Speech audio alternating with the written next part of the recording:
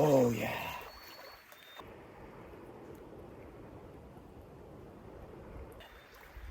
Oh, yeah, baby.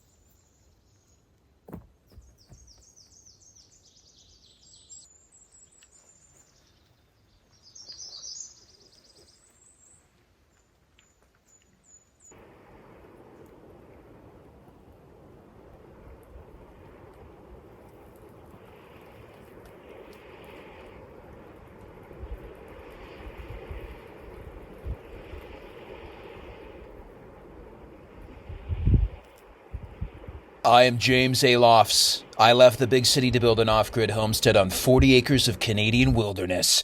This area of Ontario has giant ridgelines, deep valleys, and pure rivers. Black bears, gray wolves, mountain lions, moose, and many forest spirits share the land. I started in November 2023. Starting with a modest 12 by 16 foot guest cabin, my goal is to build such a glorious homestead that I attract a magnificent wife, have 10 babies, and raise an Irish wolfhound. Welcome to Wild Homestead.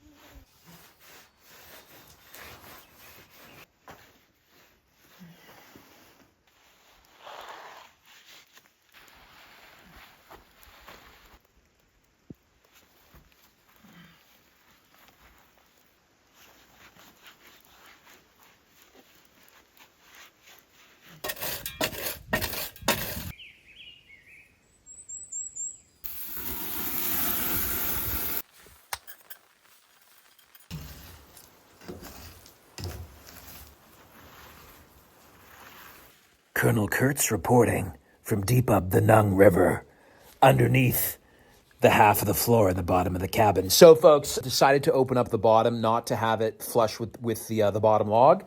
First reason is I realized I hadn't stained the bottom log yet with preservatives, so I'm going with a boiled linseed oil, which is a really old-timey thing to use, compared to the petrochemical oil or water-based stains they have now. I'll probably have to apply it more often, but I just like the old-timey natural stuff. You don't have to worry about getting on your hands and stuff, you know what I mean? Go non-toxic as much as you can. So I wanted to do that at this stage. And the second thing is that I got a call from my crazy Uncle Colin. So he's not actually my biological uncle, but everybody calls him Uncle Colin on my side of the family.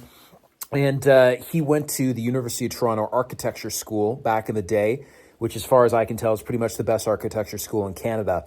And, he's had a very long career. He's like, what are you doing? You can't put gravel right up against the bottom log. He's like, there's other people telling you that in the comments too. I'm like, yeah, but Dick Prenicky built his cabin in 65, I think in Alaska. It's still standing, man. That's like 60 years ago. And he built it straight on a bed of gravel with the bottom logs, not even on a concrete pier pad, straight on the gravel. And it's still standing. Also, Sean James from My Self-Reliance, one of the biggest YouTubers, homesteading YouTubers out there. Before he became a homesteader, like I think in his 50s, he was in the construction industry his whole life. He built his first 10 by 20 foot cabin directly on top of gravel, just like Dick Prenicky did. So I told that to my Uncle Colin, and he's like, listen, you want aeration? I'm like, so I don't know who to believe. You know what I mean? So I figure leave it open, and I'm going to put some 1/4-inch steel mesh to try to keep the critters out. And if I decide, later on I want to fill it in, I can always fill it in. At one point in the conversation with my crazy Uncle Colin, I asked him, have you ever built like a traditional log cabin before? And he's like, no, not really, because he's built so many different buildings, mainly homes, a lot of rural homes too. But I'm kind of thinking to myself, crazy Uncle Colin is very familiar with all the modern construction methods, but the old-timey construction methods that might work just as well, he may have just never been exposed to them, right? Because he went to a big mainstream school. He's building modern buildings with modern stuff you get at a Home Depot. So that's the other thing, like a grain of salt is like when you're building these kind of more traditional structures, it's like you may very well be getting inappropriate advice from people who are only familiar with the modern construction methods.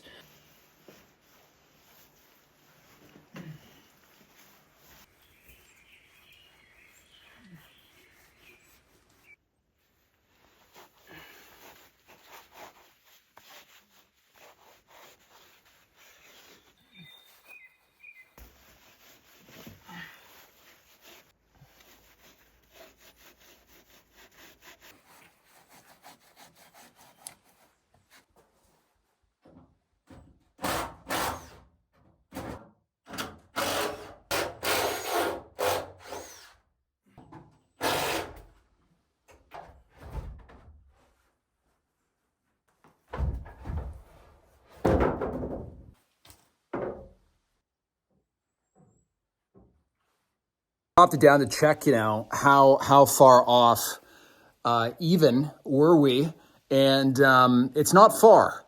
Gonna have to jack it up a bit on this far side, which I'm not surprised because the far side, there was much less soil support around where those concrete pier pads were compared to this side. So it looks like it did sink a little bit, but it's not much.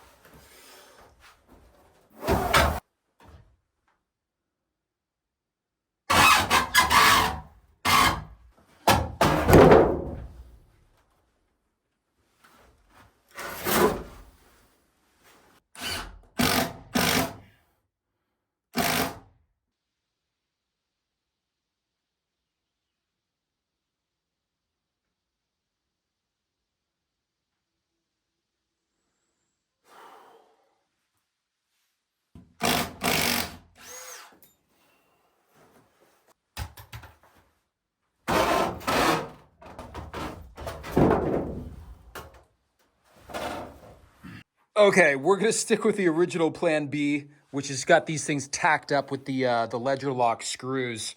Those are the same screws I used to lock this ledger board into the top row of logs. So I got 3 on each side. It's really sturdy.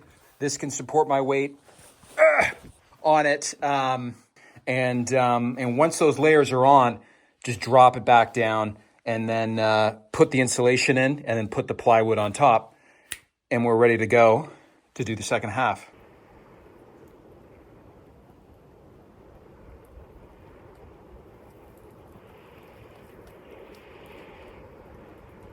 It's 8:30.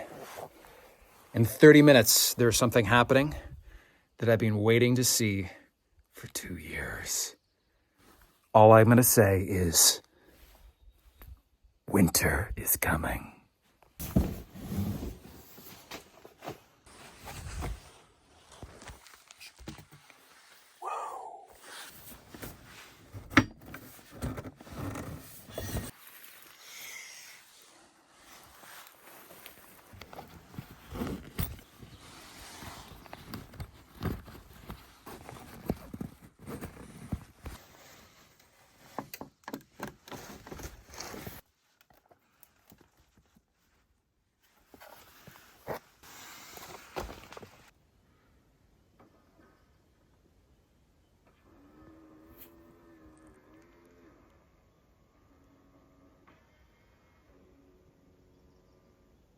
Houston, be up, takeoff.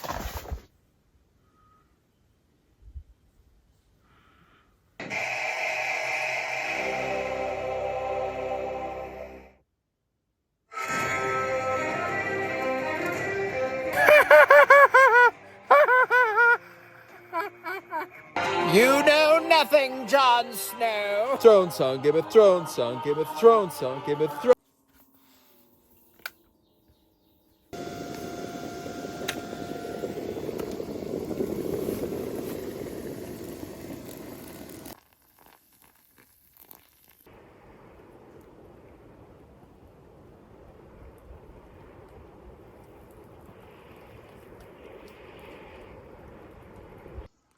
Oh my God. Guys, there is a snake living in my old SPQR Rome flag. Oh my God. That to me looks like a garter snake. You know, I'm just going to leave him. If he wants to live in the flag of the Roman Republic, Senatus Publius K. Romanus, you do your thing, buddy. You do your thing. Oh, yeah.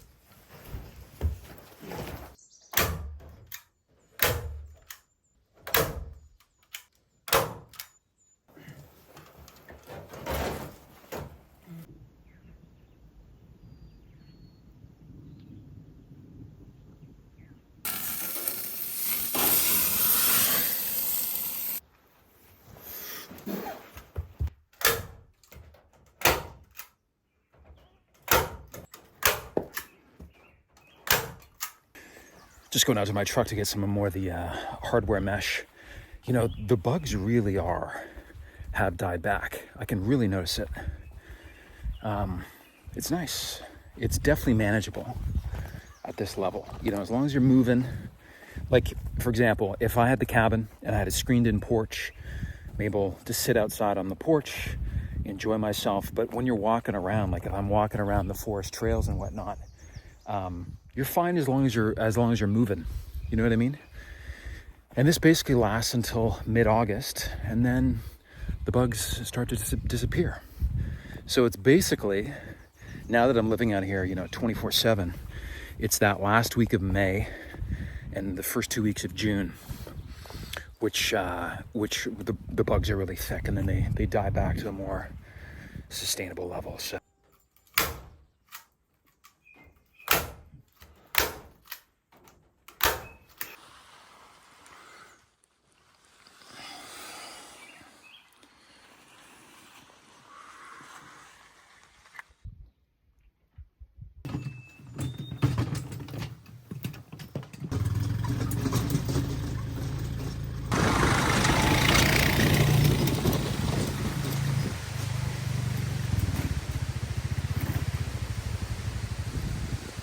Oh, this was not in the forecast.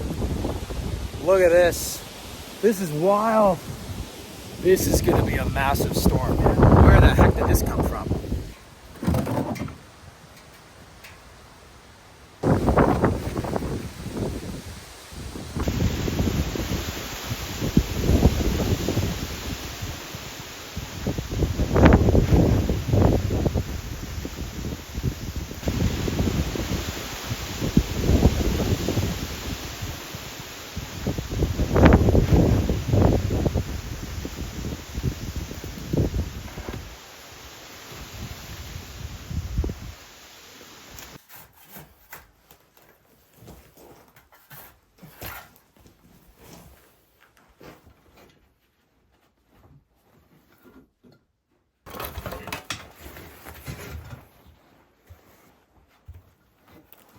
Holy cow, I just decided to take a bit of a walk.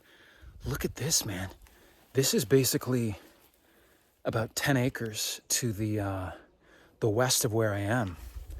And this is, you see the cliff where it drops off down to the river, but look how thick the forest is over here.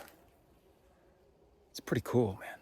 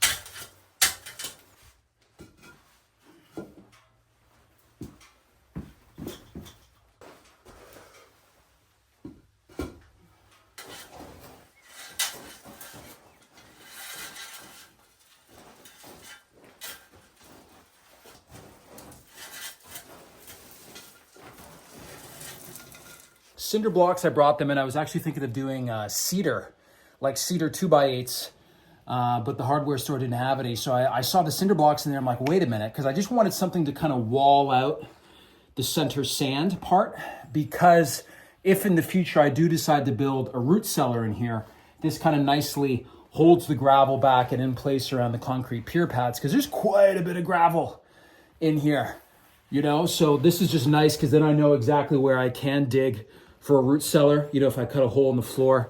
To be honest, remember, this is gonna be the guest cabin, right? I'm gonna live in here for maybe 2 years while I'm building the main home. And I wanna make it nice, but I don't wanna make it too nice. You know, I don't really foresee myself spending all that time on a root cellar here. Definitely on the main home, but not here. So we're gonna rock with this. It worked out quite nicely. Each one of these cinder blocks, 10-inch cinder blocks, weighs about 50 pounds. So this is gonna give really good, they should be steady in there. Also, I was checking out the level of the floor when I last had it last night down on the concrete foundation stones. and it looks like it's not perfectly level.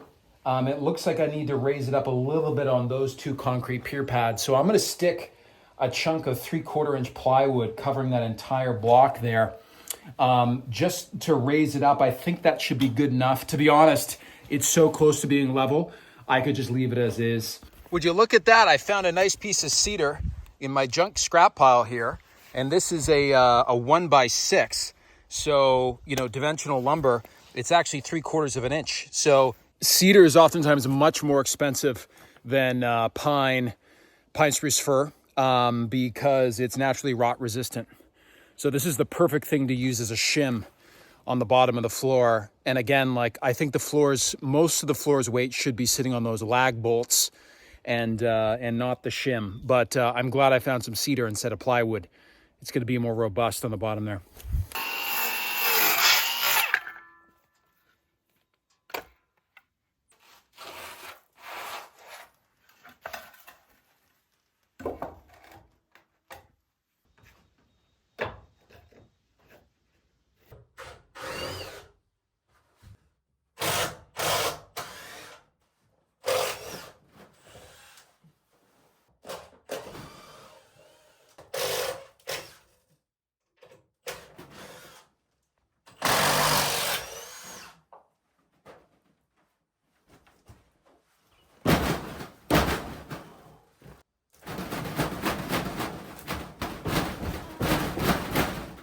Holy Anthony Scaramucci, this thing is really jammed in there, man.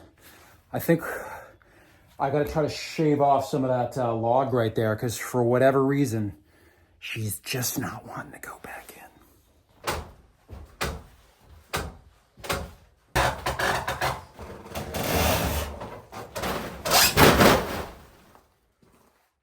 Oh my God! Holy Moses! Now let's check if it's actually properly in place. Now that is what we call a Christmas miracle. Dude, are you kidding me? What the heck? Thank you, 3/4 inch cedar board. May the gods bless you. Check it out, guys. Looking good. Productive day. Half of floor in cinder block border for the foundation. Complete. Very nice. Very nice.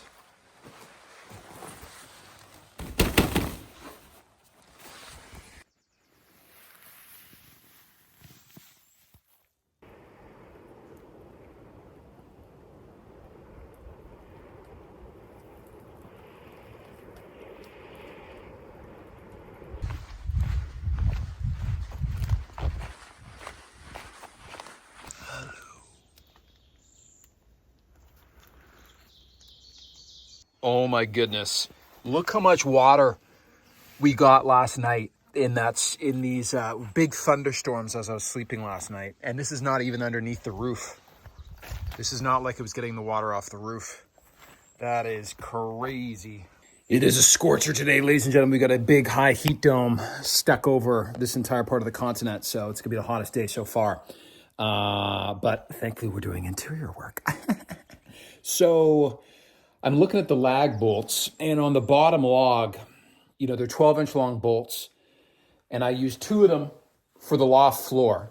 1, 2, 1, 2 on each side, and then the rest of the ones I've been using these ledger lock screws, because by code, these are appropriate in Canada, and these actually, technically speaking, can replace lag bolts for securing header boards, you know, that oftentimes are used to attach a floor to inside of a house, or, you know, decks on the outside of a house.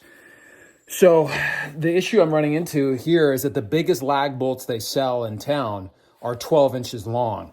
And that bottom log is still very close to 10 inches. So this is not perfectly flush. It's pretty close to the wall, but there's still about up to, you know, half an inch, maybe even an inch of a gap between the side of the floor and this log. So 12 inches plus that board, that 2x8's 1.5 inches, it's going to be very close to actually having any thread poking out the other side to screw a bolt into.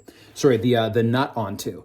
So what I'm thinking is, listen, the reason I did it in halves is so the four corners of the floor are sitting on these foundation stones.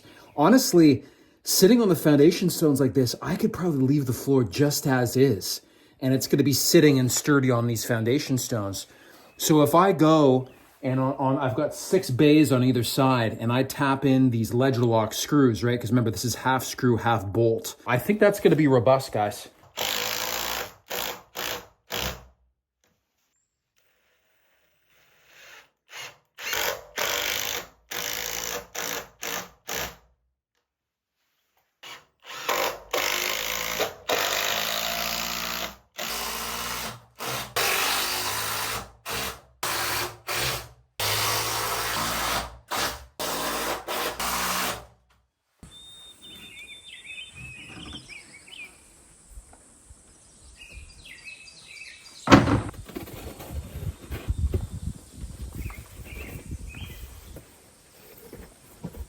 Whoa! Holy cow! Wow!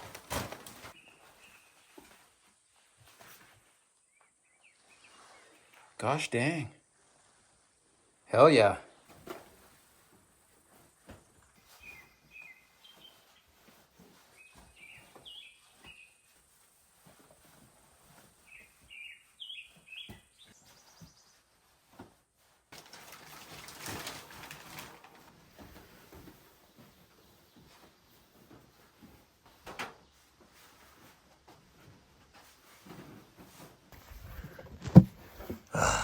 Berries and cherries. Ice. Grass-fed.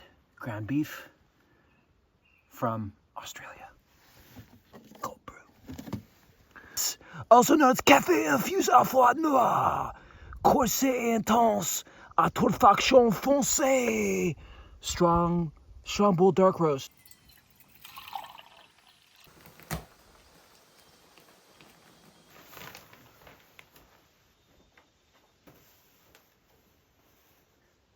So this is the magical insulation material that I've been talking about, guys.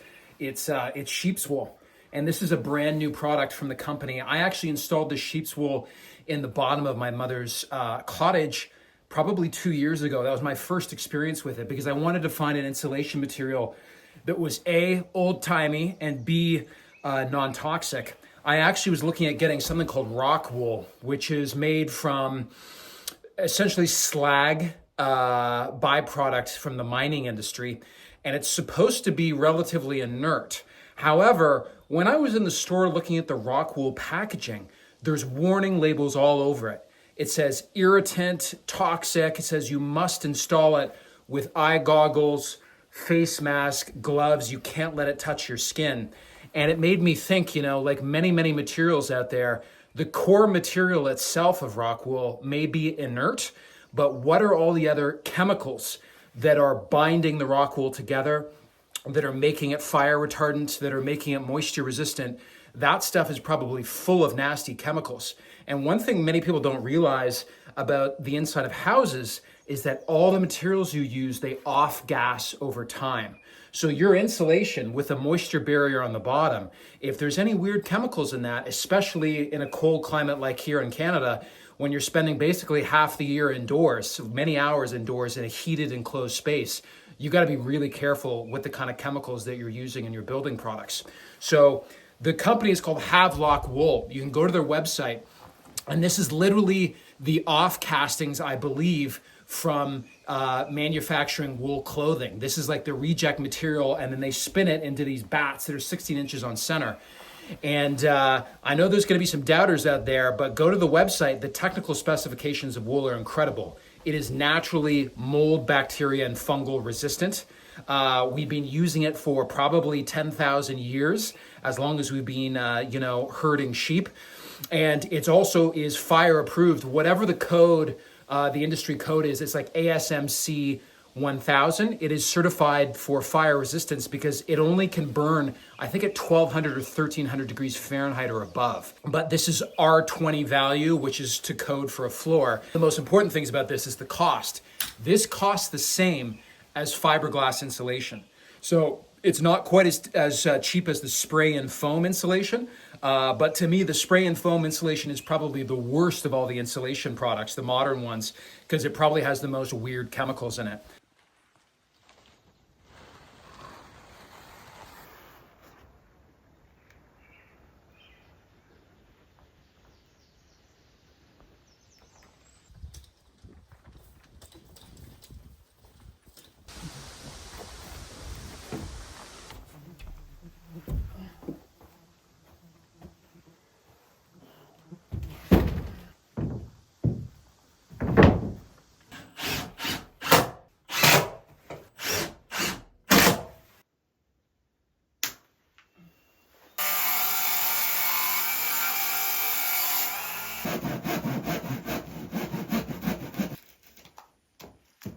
Holy Horatio hornblower. It's starting to come together, everybody. My goodness. What I just realized is for this half of the floor, I'm short two 12-foot 2x8s. I guess I didn't take into account the fact that there was going to be an extra one where they meet when I was doing my calculations. So I'll probably only need one more, but I'm going to get two more just in case. And it's midday right now. It's about 12:30 or 1 o'clock. So it is stinking hot, man. I'm just dripping with sweat. So if I'm going to go in and get the two more 2x8, 12-foot 2x8s, might as well do it now right in the midday heat. And then also I've got the rest of the plywood outside in the sun. And so it's just drying out.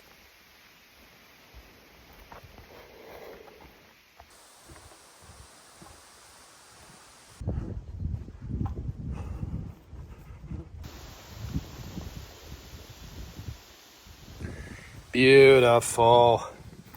Nice and dry.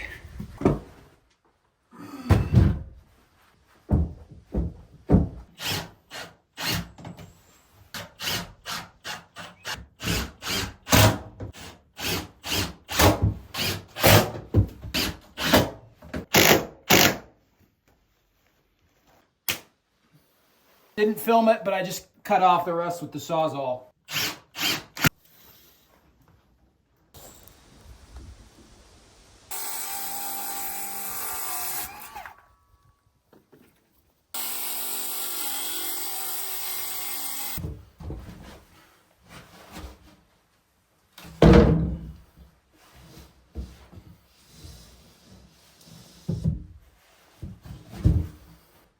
Nice, very nice.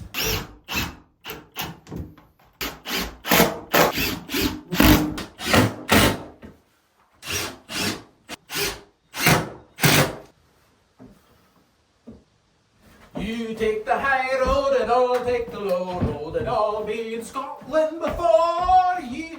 For me and my true love will never meet again on the bonny, bonny banks of Loch Lomond.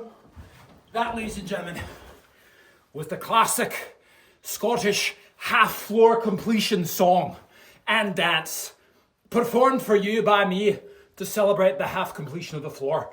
You can't get a homestead wife if you don't have a floor in your cabin. This next part's gonna be tricky because building the second half here, I'm still gonna have to be able to shift it up here and then raise it and lower it to access the bottom. So I have to be very careful with my measurements that I make it big enough that it's getting very close to the side, but not too big that it's gonna be getting caught on these levels above and below. It also complicates it with the fact that that's a butt over here and it's a top over there, right? So the taper is gonna be different.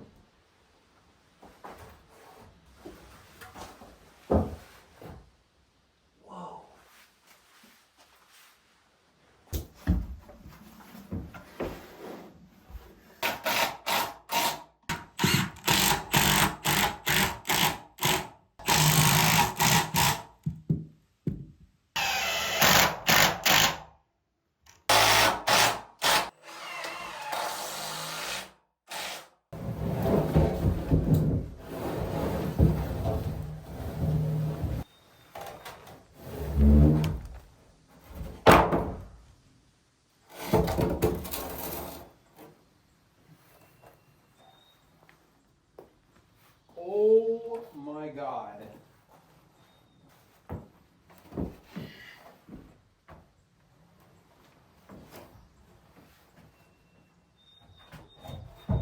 Praise Odin!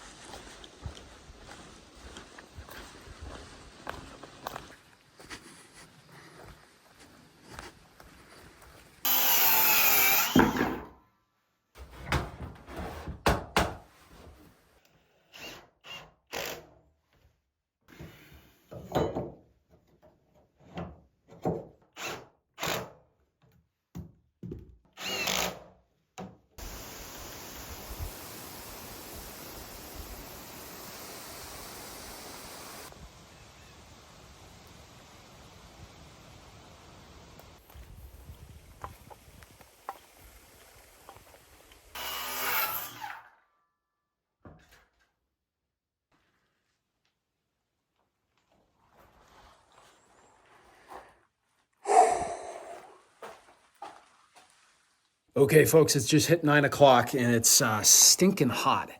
It's still about 29 degrees Celsius and it's gonna be really hot tonight. It's only gonna get down to about 23 degrees Celsius, which to be honest, I'm gonna have trouble sleeping. So we got a big day ahead of us tomorrow. I think to cool off before bed, we're gonna have to get into the river.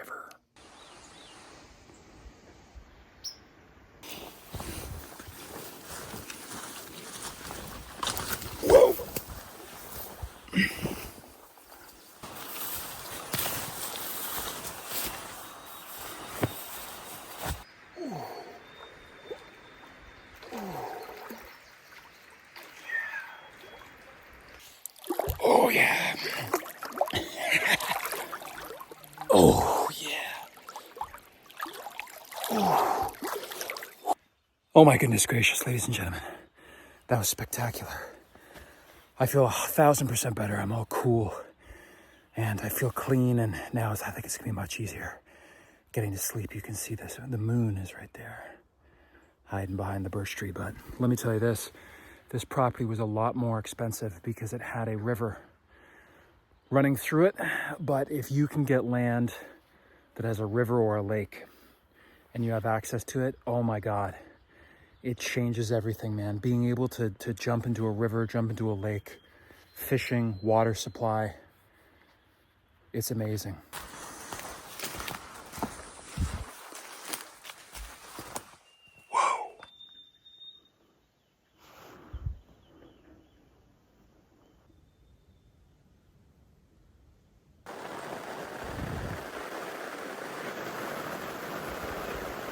Yeah. Oh yeah, baby. Here we go. Oh, and they're from Sweden. Oh.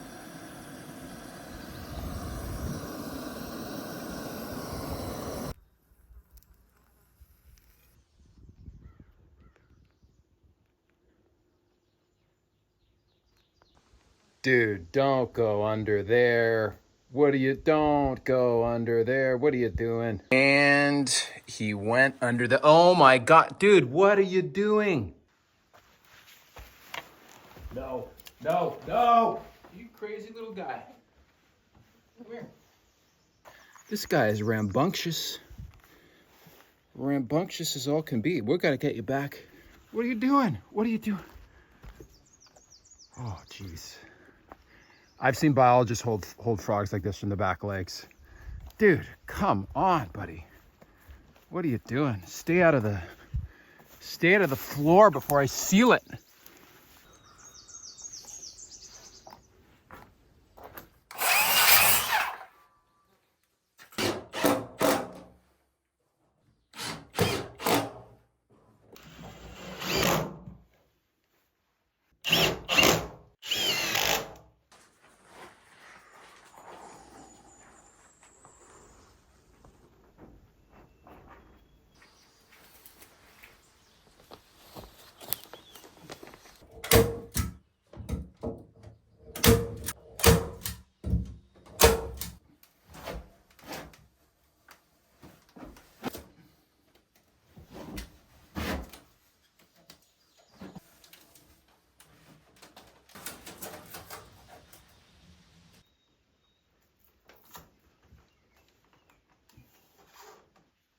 Wow, assembling it flat down is actually a lot harder than I thought because, trying to access the different parts, standing on top of the floor joist with this clear plastic, I'm going to slip and tear through it for sure and ruin it.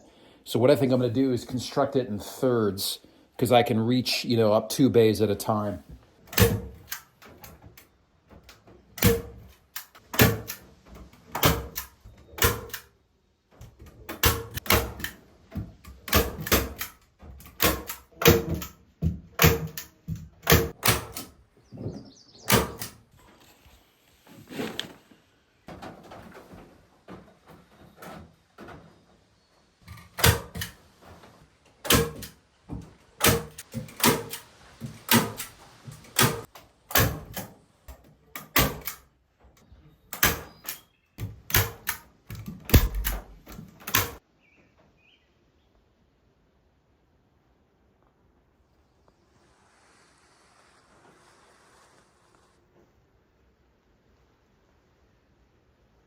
That was a lot trickier and took a lot more time than I thought.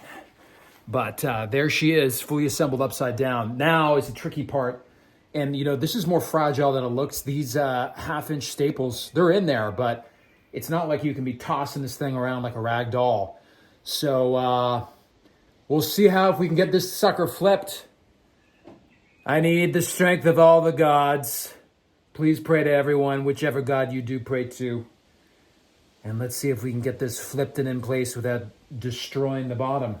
If only there was an ancient Scottish dance and song for flipping floors.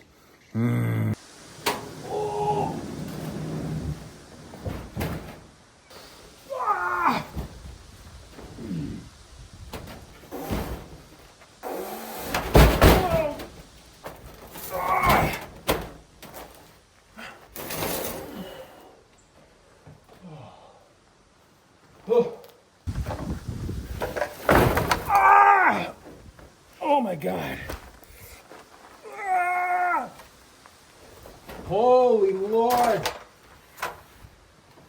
Oh, that was close. Oh my goodness. The vapor barrier and critter barrier is still good.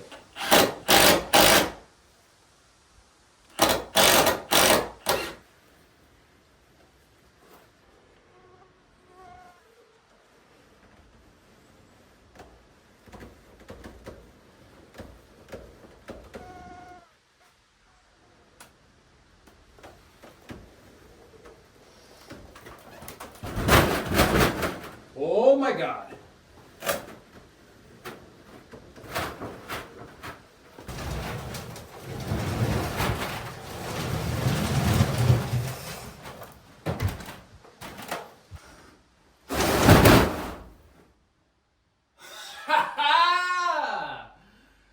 Highway to the danger zone. Look at this, ladies and gentlemen. We are in business. We are indeed in business. So when I was just laying out these boards on this side, I was checking to see if they were level. These 3 sides were level, and surprising to me without putting a cedar shim of 3/4 inches on that stone, this side was also level. So that means that this stone and that stone over here, they have either sunk, or when I was installing them, I was slightly off on their levelness. So that's nice. There's no shims required other than maintaining this shim, that cedar shim on this side. But now we're going to tack in on all the sides. Got to rush and get the final 2 pieces of plywood, which are back up in the forest near my truck. It looks like it's about to rain. If we get any rain on these suckers, got to rush. Otherwise, can't do it today.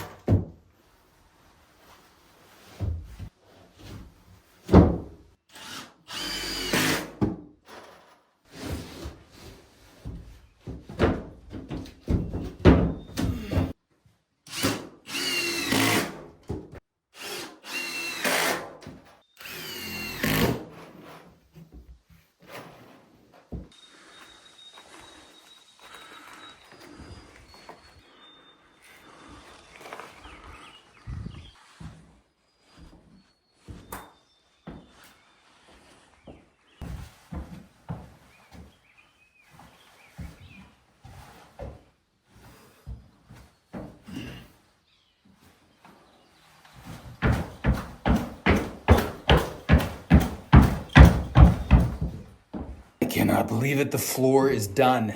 And check this out. There's still plenty of headroom. This is what I was super concerned with when I was building the walls. And this is why I went with 2x6s doubled up instead of 2x8s or 2x10s for the loft floor, because I was worried there's not going to be enough headspace. But look, I'm 6'3", aka 192 centimeters, and there's quite a bit of room up here above headroom, that is. So I think we're looking good. It's quite cavernous when you get to this spot, which is really cool. And it turned out really well, guys. That sheep's wool, I'm really loving it. I think it's going to be great. I don't have to worry about weird chemicals off-gassing over the life of the cabin. And there's still some more finishing work to be done, though. See here, there are gaps on the side, especially on this front piece.